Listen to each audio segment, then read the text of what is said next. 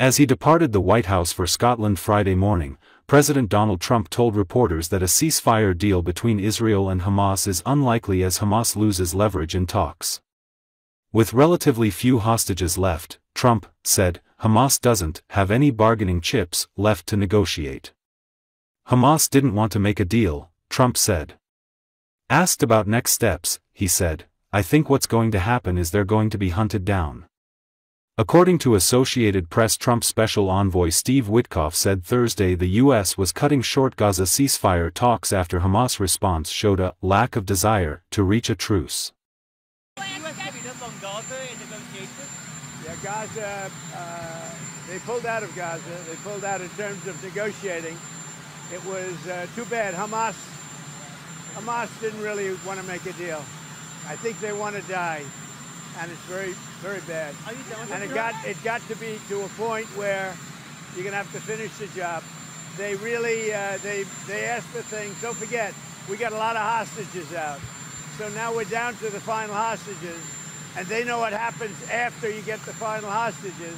And basically, because of that, they really didn't want to make a deal. I saw that. So they pulled out, and they're going to have to fight, and they're going to have to clean it up. You're going to have to get rid of it. What's your comment on ceasefire? Have you given up on a Gaza ceasefire? Well, the Gaza situation, and I said this was going to happen when you get down to your last 10 or 20. We got a lot of hostages out. We took them out in numbers that nobody believed, a lot of them. And I said, when you get down to 10 or 20, I don't think Hamas is going to make a deal because that means they have no protection.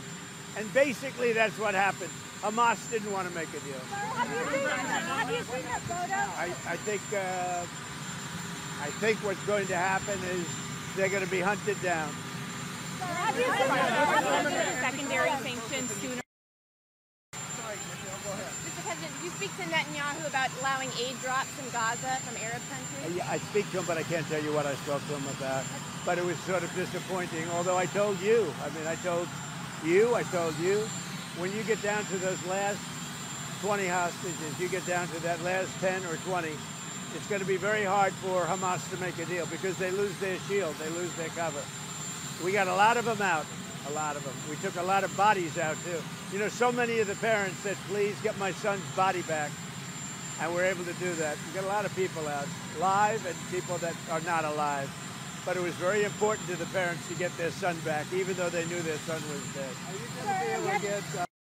allowing enough humanitarian aid into Gaza? Do you think Israel is allowing enough humanitarian aid? They haven't been being blocked by a lot of people. People don't know this, and we didn't certainly get any acknowledgement or thank you, but we contributed $60 million to food and supplies and everything else.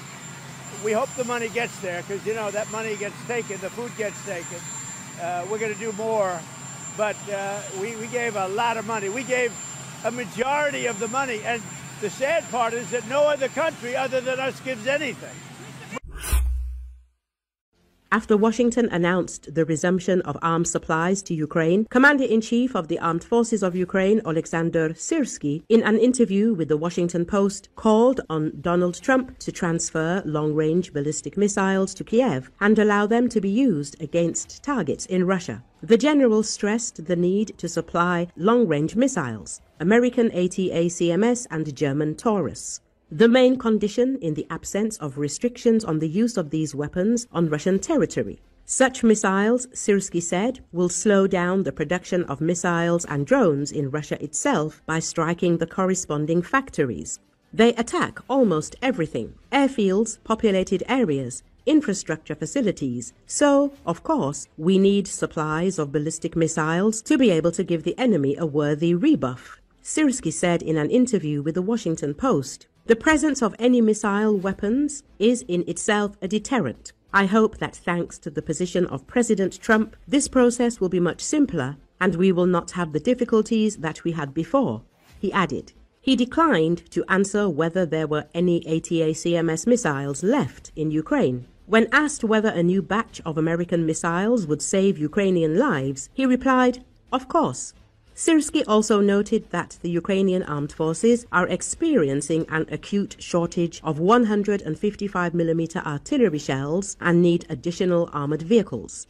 According to him, Ukraine has motivated soldiers, but they need reliable means of protection. Last week, Trump announced an aid plan in which European allies would supply Ukraine with equipment from their own stockpiles and then replenish the arsenal by buying from the United States. It was a sharp about-face for a politician who had previously criticized military aid to Kyiv. The Washington Post also recalled that in a phone call on July the 4th, Trump allegedly asked Volodymyr Zelensky whether Ukraine was capable of striking Moscow or St. Petersburg. He later publicly stated that he did not support such strikes. But the very fact of the discussion became a signal. Whether changes in U.S. policy on restrictions on the use of American weapons are possible, the Ukrainian general apparently expects that a possible Trump victory will lead to the lifting of previous restrictions and give Kyiv long-awaited freedom of action. In this case, Ukraine will be able not only to defend itself, but also to actively strike at Russia's military infrastructure,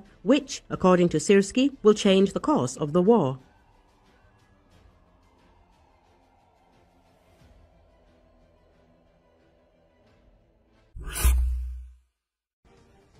A new Russian decoy drone used to fool Ukrainian air defense is made entirely of Chinese parts, the Telegraph reports. The discovery made by Ukrainian intelligence is the first time that Russia has used weapons made entirely from Chinese components. It is further evidence of cooperation between Beijing and Moscow, despite Chinese leader Xi Jinping's insistence that his country does not supply lethal weapons to either side in the war in Ukraine. Although Chinese technologies are used in other Russian weapons, they have always been combined with components from other countries, the publication added. Ukrainian intelligence also said that they had managed to seize 2 new drones and disassemble them. We are talking about the CBTS.611000 drone, which is usually used for reconnaissance and as a decoy, but it can also carry a warhead weighing up to 15 kilograms. Almost half of the components of one of the drones were made by CUAV Technology, a company based in Guangdong province that advertises itself as an open-source drone solutions provider. These parts included a flight controller with autopilot, navigation modules and antennas, an airspeed sensor, and a pitot tube. In 2022, the company announced that it would impose restrictions on the export of its products to Russia and Ukraine to prevent their use for military purposes. However, the recently discovered drones are not the first time that CUAV technology products have been found in Russia, the Telegraph recalled. In addition, according to Ukrainian intelligence, the Chinese drones contained an engine and electronic ignition module from Mile Haoxiang Technology, a first-person camera from Foxeer Technology, and a Chinese copy of the Australian RFD 900X data transmission module from RF Design, which can transmit data over a distance of up to 40 kilometers. This system allows for the creation of a data transmission channel from a UAV to a ground station or between UAVs, thereby increasing its reconnaissance capabilities. Ukrainian intelligence added. China is secretly supplying engines through front companies to a state-owned drone maker in Russia under the guise of industrial refrigeration units to avoid Western sanctions if discovered. Reuters reports, citing information from 3 European security officials and documents. According to them, these deliveries have allowed Russian arms manufacturer IEMZ Kupol to increase production of Garpia A-1 attack drones despite US and EU sanctions imposed in October to disrupt the company's supply chain. In particular, an internal Kupol document shows that the company has signed a contract with the Russian Defense Ministry to produce more than 6,000 Garpias this year, up from 2,000 units in 2024. The document says that more than 1,500 drones have been delivered by April.